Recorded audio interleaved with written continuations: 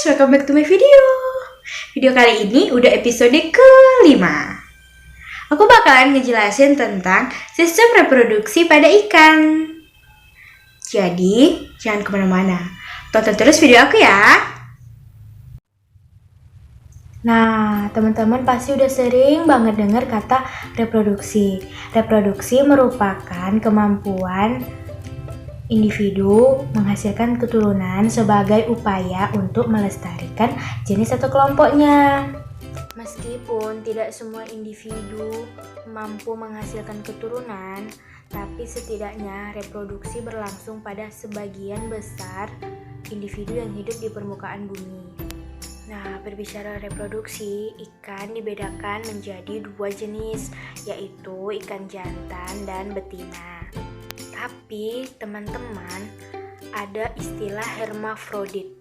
Kira-kira hermafrodit itu apa ya? Ada yang tahu nggak? Nah, jadi teman-teman, hermafrodit itu adalah ditemukannya dua jenis gonad, yaitu jantan dan betina, dalam satu tubuh ikan. Apabila kedua jenis gonad ini mampu berkembang secara serentak dan berfungsi, kemudian dapat matang bersamaan dan bergantian, ini dinamakan hermafrodit sinkroni. Contohnya adalah Ceranus cabrilla. Bila pada awalnya berkelamin jantan, kemudian semakin tua akan berubah menjadi kelamin betina, maka ini disebut dengan hermafrodit protandri. Contohnya ikan kakap. Sedangkan yang pada awalnya berkelamin betina, kemudian semakin tua dia berubah kelamin menjadi jantan, ini disebut dengan hermafrodit protogini. Contohnya itu adalah ikan kerapu. Lalu teman-teman, pada seksualitas ikan, kita dapat melihat perbedaannya melalui ciri seksual primer dan ciri seksual sekunder. Ciri seksual primer adalah organ yang berhubungan dengan proses reproduksi secara langsung. Sedangkan ciri seksual sekunder perlu pembedahan untuk melihatnya. Nah, pemijahan pada ikan ada dua macam guys. Yang pertama itu pemijahan internal dan yang kedua pemijahan eksternal. Pemijahan internal adalah pembuahan yang terjadi di dalam tubuh yang dilakukan oleh sel telur dan sel sperma. Sedangkan pemijahan eksternal itu pemijahan yang terjadi di luar tubuhnya, dilakukan dengan lingkungannya. Teman-teman udah pada tahu belum kalau ternyata ikan itu melakukan pemijahan di beberapa tempat, seperti yang pertama, pitopil melakukan pemijahan di daerah tumbuhan.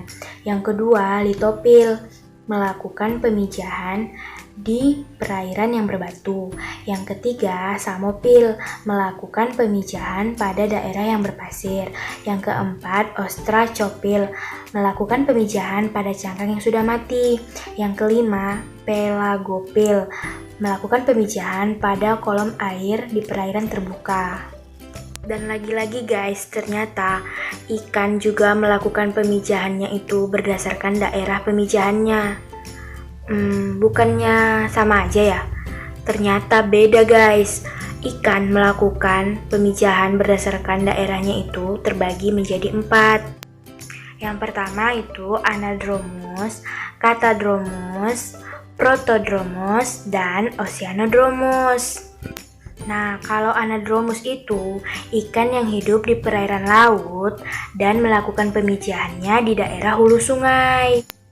Kalau catadromos itu adalah kebalikan dari anadromos. Catadromos ikan yang hidup di sungai dan melakukan pemijahan di laut.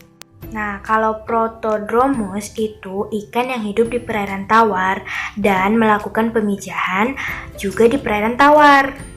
Kalau oceanodromos itu ikan yang hidup di air laut dan melakukan pemijahan juga di perairan yang sama.